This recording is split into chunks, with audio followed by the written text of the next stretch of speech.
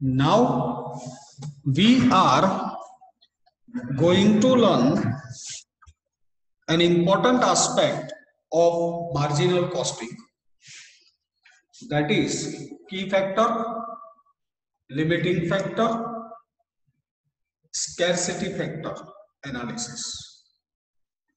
अब देखो बेटा, जो फैक्टर्स ऑफ प्रोडक्शन रहते हैं, जो फैक्टर्स ऑफ प्रोडक्शन रहते हैं वो तो लिमिटेड रहते हैं।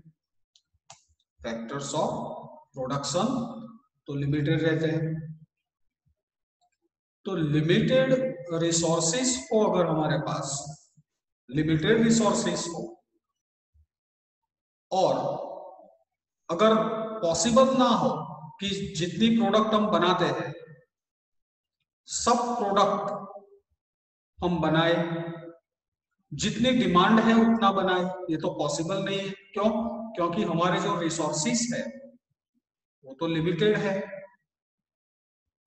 तो जो भी रिसोर्स लिमिटेड रहता है उससे हम बोलते हैं की फैक्टर और लिमिटिंग फैक्टर और स्कैरसिटी फैक्टर। चलो, स्कैरसिटी फैक्टर की फैक्टर किसे बोलते हैं वो समझ में आया।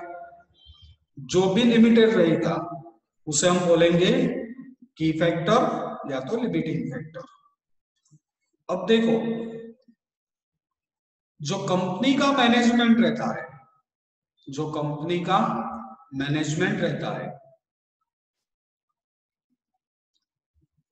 उसका मेन इंटेंशन क्या होता है? To maximise the profits. Each and every management intends to maximise the profits. हर एक कंपनी का ये मोटिव रहता है, ऑब्जेक्ट रहता है कि उसका प्रॉफिट मैक्सिमम आए। तो लिमिटेड रिसोर्सेस में प्रॉफिट मैक्सिमाइज कैसे कर सकते हैं? लिमिटेड रिसोर्सेस में प्रॉफिट मैक्सिमाइज कैसे होगा वो हमें पढ़ना है। Now we are going to learn how to maximise profits under key factor analysis और स्कैरसिटी फैक्टर एनालिसिस। ठीक है? सो नाउ देखो, हमें क्या करना होता है। पहले तो हमें प्रोडक्ट की प्रायोरिटी डिसाइड करनी होती है। क्या करना होता है? प्रोडक्ट की प्रायोरिटी डिसाइड करनी होती है on the basis of contribution. कौन सी प्रोडक्ट का कितना कंट्रीब्यूशन आता है उसके आधार पर हम प्रोडक्ट की प्रायोरिटी डिसाइड करते हैं। ठीक है? लेकिन वो जो कंट्रीब्यूशन हम कैलकुलेट करेंगे, वो जो कंट्रीब्यूशन हम निकालेंगे, वो कंट्रीब्यूशन पर यूनिट नहीं रहेगा, वो कंट्रीब्यूशन होगा पर की फैक्टर। वो कंट्रीब्यूशन कैसा रहेगा? पर key factor. For example, most important aspect है। For example, suppose raw material key factor है, रॉ मटेरियल की फैक्टर है, तो हम क्या निकालेंगे? प्रायोरिटी। प्रायोरिटी कैसे डिसाइड करेंगे? ये की फैक्टर है और ये प्रायोरिटी है।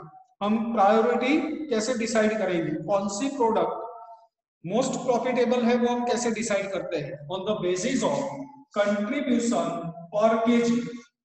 Contribution per KG.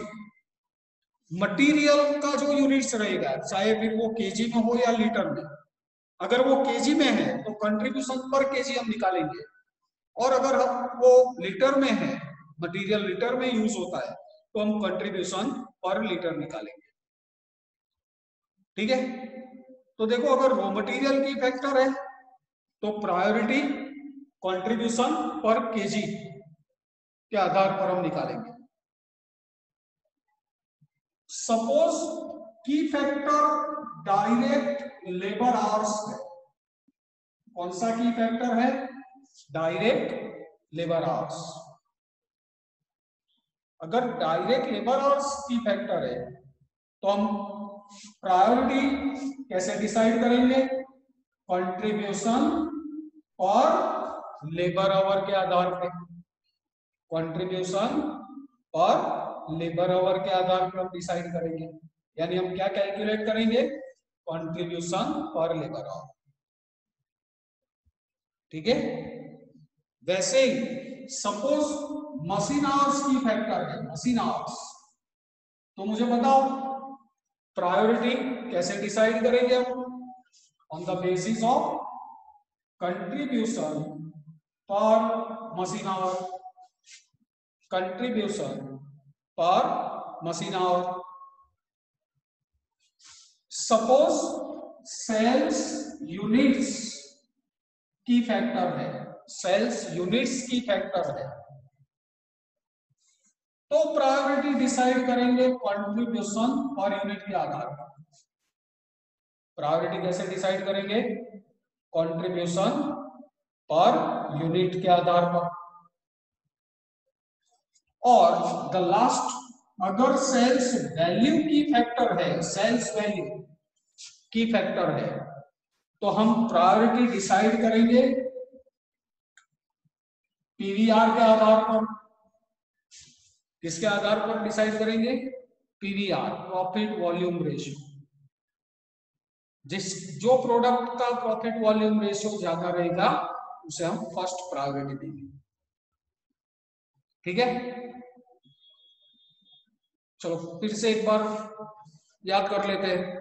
अगर की फैक्टर रॉ मटेरियल रहता है तो हम क्या कैलकुलेट करने वाले हैं? कंट्रीब्यूशन पर केजी या तो फिर कंट्रीब्यूशन पर लीटर। मटेरियल का कंजम्पशन जो भी होगा उसका हम निकालेंगे।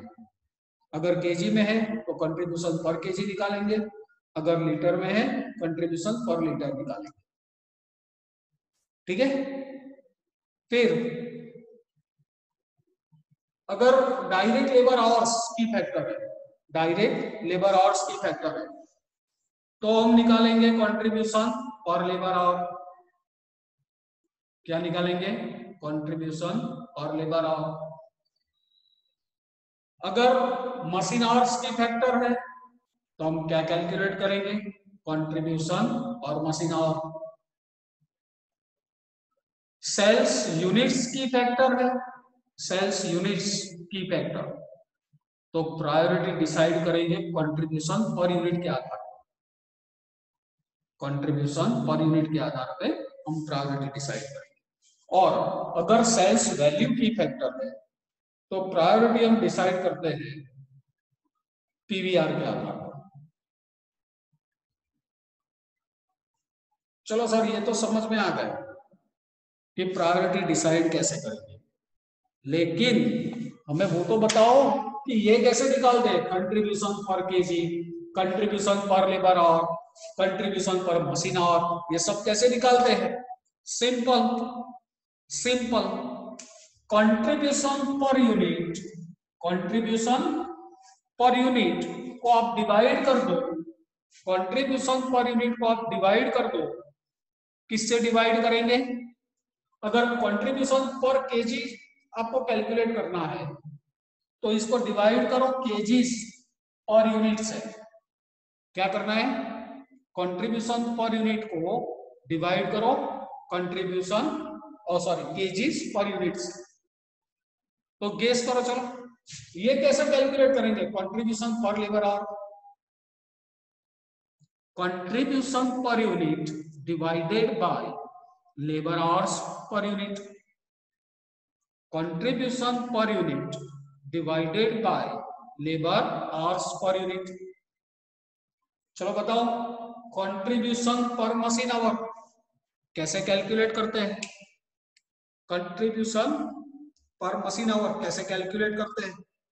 कंट्रीब्यूशन पर यूनिट उसे डिवाइड करेंगे मशीन आवर्स पर यूनिट से।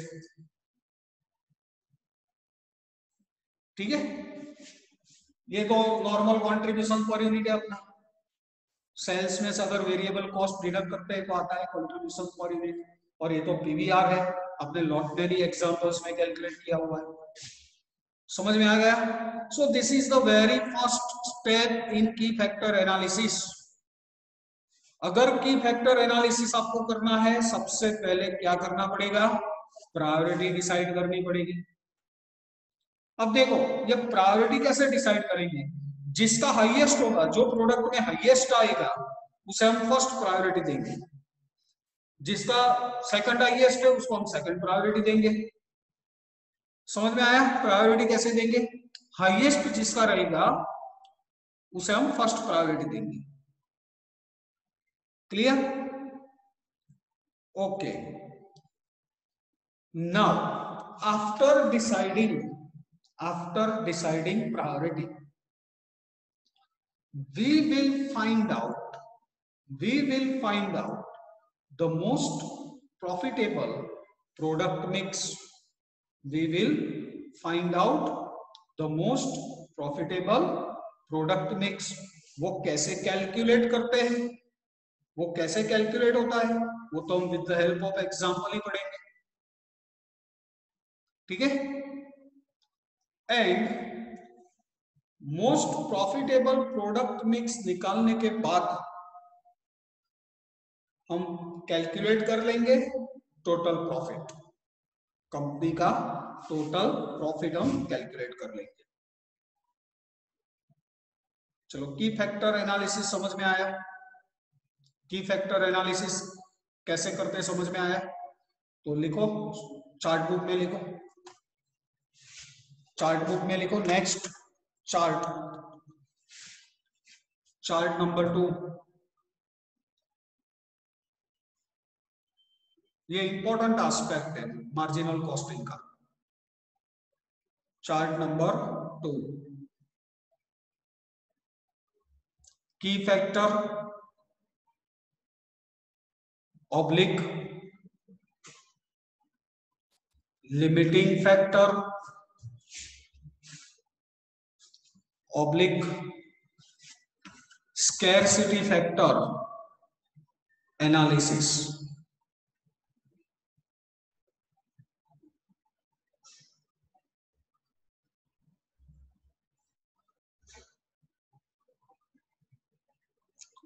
फर्स्ट एरो करके लिखो,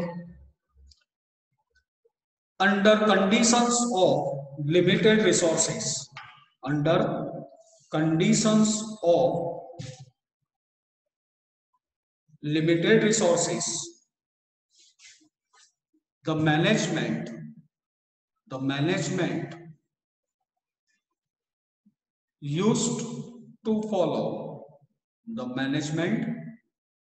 used to follow the technique of key factor analysis, the technique of key factor analysis. अब एस्टेरिक करके लिखो, steps involve in key factor analysis, steps involve in key factor analysis. Step 1 decide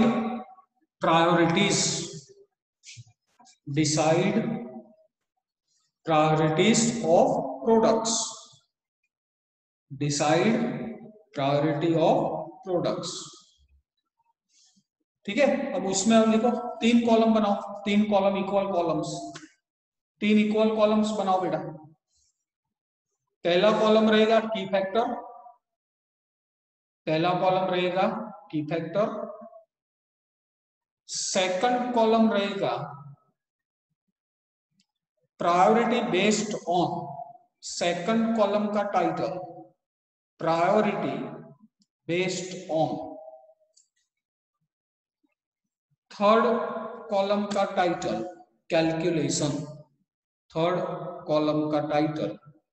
calculation, अब लिखो key factor में first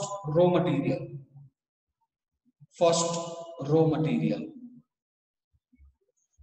then priority based on, second column में लिखो contribution per kg, contribution per KG,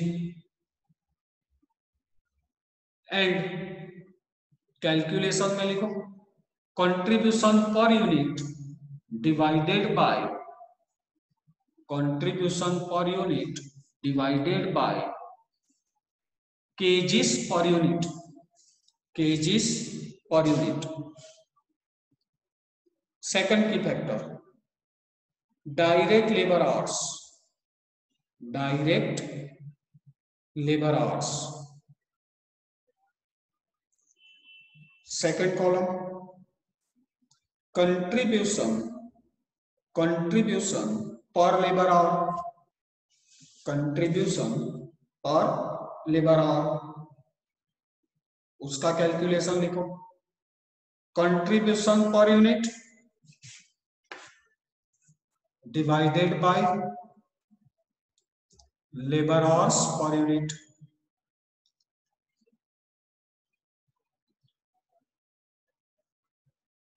चलो third machine hours, third machine hours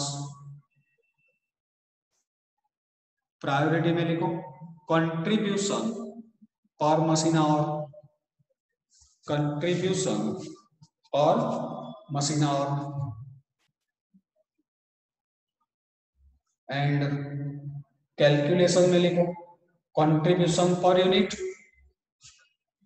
contribution per unit divided by machine hours per unit, divided by machine hours per unit. Next की factor में लिखो sales units, next की factor में लिखो sales units, फिर priority में लिखो contribution per unit, contribution per unit, calculation में डैश कर दो बेटा, इसका कोई स्पेसिफिक कैलकुलेशन नहीं है तो कैलकुलेशन में डैश लिख लो, and the last sales value, last sales value key factor तो आएगा प्रायोरिटी पीवीआर, प्रायोरिटी में क्या आएगा पीवीआर, ठीक है। एंड कैलकुलेशन में लिखो contribution upon sales into 100, contribution upon sales into 100, ठीक है। Okay step 2, step 2 find out, find out most profitable product mix, find out most profitable product mix। अब उसमें 5 कॉलम्स बनाएंगे, उसमें 5 कॉलम्स बनाएंगे, कौन से 5 कॉलम्स, सबसे पहला आएगा प्रोडक्ट, सबसे पहला कॉलम आएगा प्रोडक्ट, दूसरा कॉलम आएगा यूनिट्स, फिर आएगा available, then required, and the last column balance. 5 columns बनेंगे, प्रोडक्ट, फिर units, then available, required and balance. Clear. ये कैलकुलेशन कैसे होता है वो तो हम एग्जाम्पल में ही पढ़ेंगे, ठीक है। ये फॉर्मेट स्टैंडर्ड रहेगा, कोई भी की फैक्टर का एग्जाम्पल हो 5 ही कॉलम बनेंगे, आया समझ में। Step 3, step 3 find out profit, find out profit. Clear. और की फैक्टर का एग्जांपल है इलस्ट्रेशन 13। Illustration 13 mega.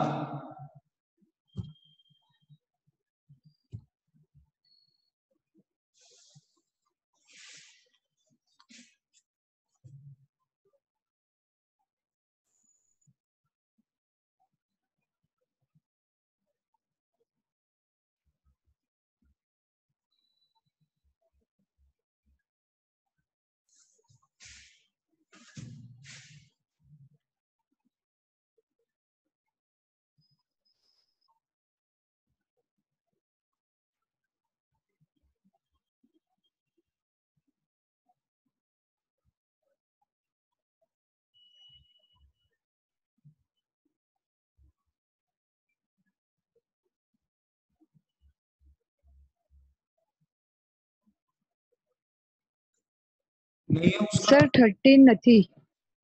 13 नहीं है। ओके।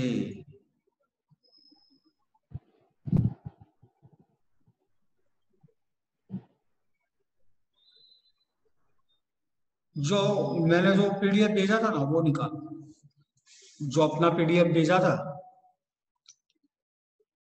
जिसका एग्जांपल्स आपको कैलकुलेट करने को दिया था, मैंने ग्रुप पे भेजा हुआ था।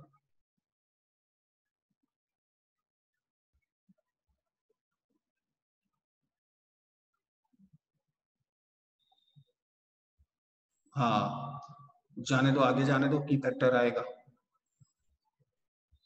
और जाने दो, और जाने दो।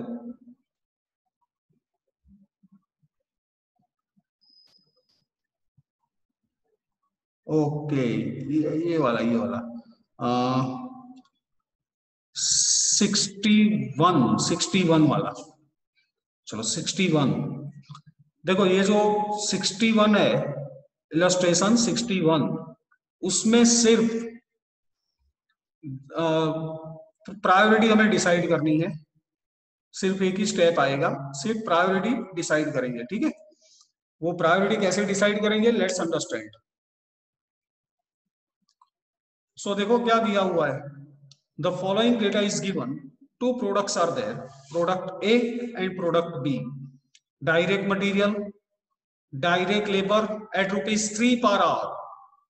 डायरेक्ट लेबर का रेट दिया हुआ है 3 पर आवर। तो देखो लेबर कॉस्ट कितनी है प्रोडक्ट ए की, 6 यूनिट्स, 6 रुपीज है। लेबर कॉस्ट कितनी है, 6 रुपीज। और 1 आवर का रेट क्या है, 3 रुपीज। यानी कितना लेबर आवर्स कंज्यूम हुआ, कितना लेबर आवर्स जाएगा बताओ, 2 लेबर आवर्स।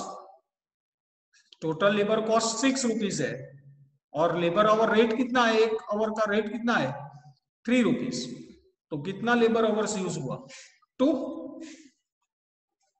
फिर product B 9 rupees labour cost है और रेट पर आवर 3 रुपीज का है। तो बताओ कितने लेबर आवर्स लगे बेटा, 3 आवर्स। ओके। फिर दिया हुआ है variable overheads at ₹4 per hour, then selling price दोनों प्रोडक्ट की दी हुई है, देन स्टैंडर्ड टाइम आवर्स में दिया हुआ है। अब देखो क्या वो पूछ रहा है हमें, state which product would you recommend, कौन सी प्रोडक्ट आप रिकमेंड करोगे to manufacture when labour time is the key factor. अगर लेबर टाइम की फैक्टर है तो कौन सी प्रोडक्ट आप रिकमेंड करोगे, यानी प्रायोरिटी डिसाइड करनी है हमें कि कौन सी प्रोडक्ट हम पहले बनाएंगे, कौन सी बाद में बनाएंगे, ठीक है।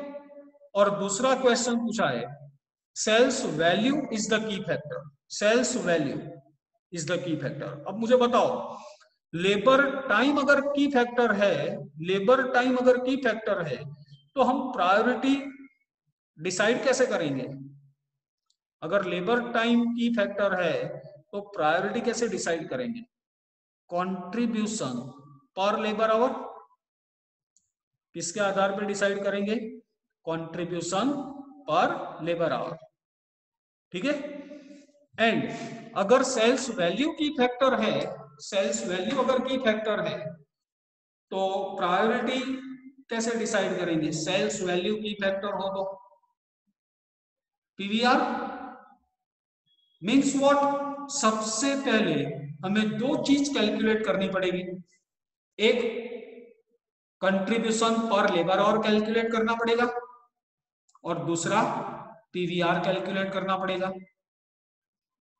अगर ये दो चीज हम कैलकुलेट कर लेते हैं तो हम प्रायोरिटी डिसाइड कर सकते हैं। ठीक है, सो लिखो heading statement showing computation of statement showing computation of contribution per labor hour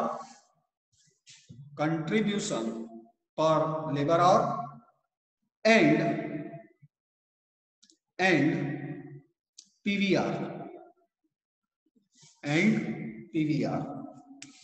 चलो दो प्रोडक्ट दी हुई है तो particulars product A product B, particulars product A product B. देखो बेटा पहले तो हमें कंट्रीब्यूशन पर यूनिट ही कैलकुलेट करना है। पहले क्या कैलकुलेट करना है? Contribution per unit. So let's calculate selling price per unit. Selling price per unit 100 and 110, product A की 100, product B 110। Less variable cost per unit, less variable cost per unit. चलो उसमें हम लिखेंगे direct material 24 and 40, direct material 24 and 40, then direct labor 6, 9, direct labor 6, 9। फिर दिया हुआ है variable overheads, variable overheads. चलो वेरिएबल ओवरहेड्स दिया हुआ है 8 and 12, 8 and 12। तो आएगा उसे हम बोलेंगे ए कंट्रीब्यूशन पर यूनिट, ए कंट्रीब्यूशन पर यूनिट। चलो निकालो बेटा कितना आता है कंट्रीब्यूशन पर यूनिट, निकालो 100 minus 24 minus 6 minus 8, 62 rupees. Product ए का कंट्रीब्यूशन पर यूनिट आएगा 62 रुपीज। चलो प्रोडक्ट बी का निकालते हैं 110 माइनस 14 माइनस 9 माइनस 12, 75।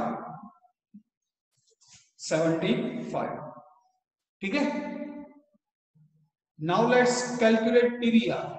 चलो पीवीआर निकालते हैं तो लिखो B PVR is equal to contribution upon sales into 100, contribution upon sales into 100।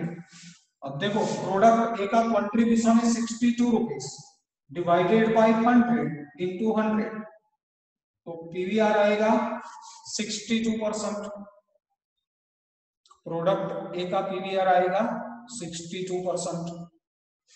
चलो product B 75 upon 110 into 100, 75 divided by 110 into 100, तो आएगा 68.18%, 68.18% पीवीआर।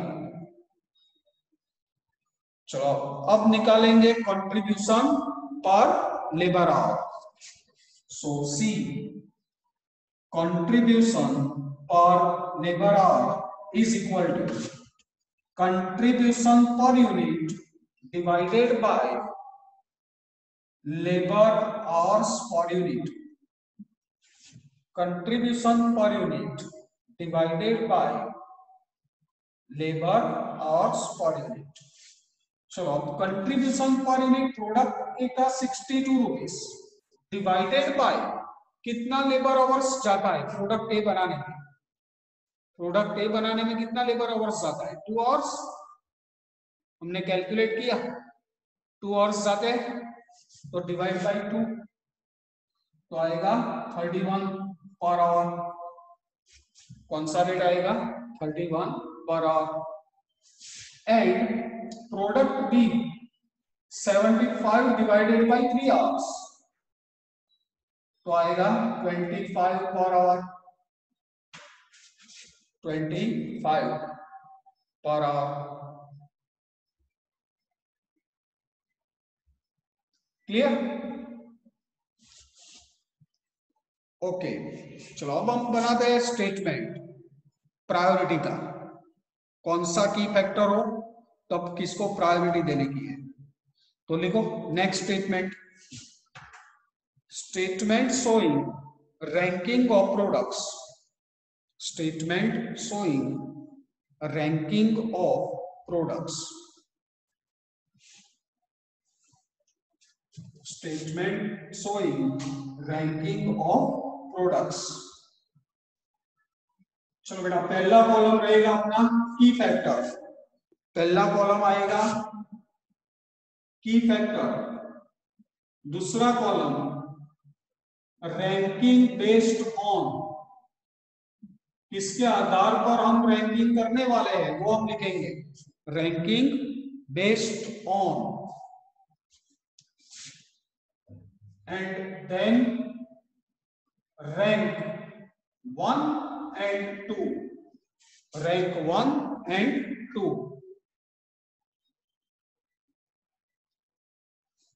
चलो अब बताओ पहला की फैक्टर कौन सा था लेबर टाइम। पहला की फैक्टर कौन सा था लेबर टाइम। तो की फैक्टर में लिखो लेबर टाइम। अब देखो लेबर टाइम अगर की फैक्टर है तो रैंकिंग किसके आधार पर हम करने वाले हैं। रैंकिंग किसके आधार पर हम करने वाले हैं on the basis of contribution per labour our. Labour time key factor है तो रैंकिंग किसके आधार पर करेंगे कंट्रीब्यूशन पर लेबर आवर। तो आप लिखो रैंकिंग बेस्ड ऑन में लिखो कंट्रीब्यूशन पर लेबर आवर। निकाले मेगा स्क्रीन निकाले अब जरूरत नहीं पड़ेगी। ठीक है बेटा ranking based on contribution per labour our. अब देखो बेटा कंट्रीब्यूशन पर लेबर आवर पे एक नजर डालो। कंट्रीब्यूशन पर लेबर आवर पे नजर डालो किसका हाईएस्ट आता है। देखो ए का आया 31 बी का आया 25। किसका हाईएस्ट है ए का हाईएस्ट है तो ए को फर्स्ट रैंक हम देंगे। प्रोडक्ट ए को हम फर्स्ट रैंक देंगे। तो देखो यहां पे हमने लिखा हुआ है रैंक फर्स्ट रैंक किसको देंगे हम बताओ। फर्स्ट रैंक हम किसको देंगे प्रोडक्ट ए। तो यहां पे लिखो प्रोडक्ट ए। तो सेकंड रैंक किसको मिलेगी प्रोडक्ट बी को मिलेगी। सेकंड रैंक प्रोडक्ट बी को मिलेगी। ठीक है चलो सेकंड की फैक्टर कौन सा था sales value. Second key factor कौन सा था सेल्स वैल्यू। तो बताओ मुझे सेल्स वैल्यू अगर की फैक्टर है सेल्स वैल्यू की फैक्टर है तो रैंकिंग बेस्ड ऑन में क्या आएगा किसके आधार पर हम रैंकिंग करेंगे पीवीआर। तो लिखो वहां पे पीवीआर। अब चेक करो पीवीआर कौन सी प्रोडक्ट का पीवीआर हाईएस्ट है? Product B. पीवीआर किसका हाईएस्ट है? Product B. तो फर्स्ट रैंक हम देंगे प्रोडक्ट बी को। फर्स्ट रैंक किसे देंगे? Product B. And second rank will be given to product A. Second rank will be given to product A. समझ में आया? प्रायोरिटी कैसे डिसाइड होती है, समझ में आ गया? लिख लिया सबने? क्या बात है, मेरे से पहले लिख लिया आपने हैं? Okay, further more we will take up in the next session because the time is about to over. So अगले सेशन में और एग्जांपल सॉल्व करते हैं की फैक्टर एनालिसिस के। ठीक है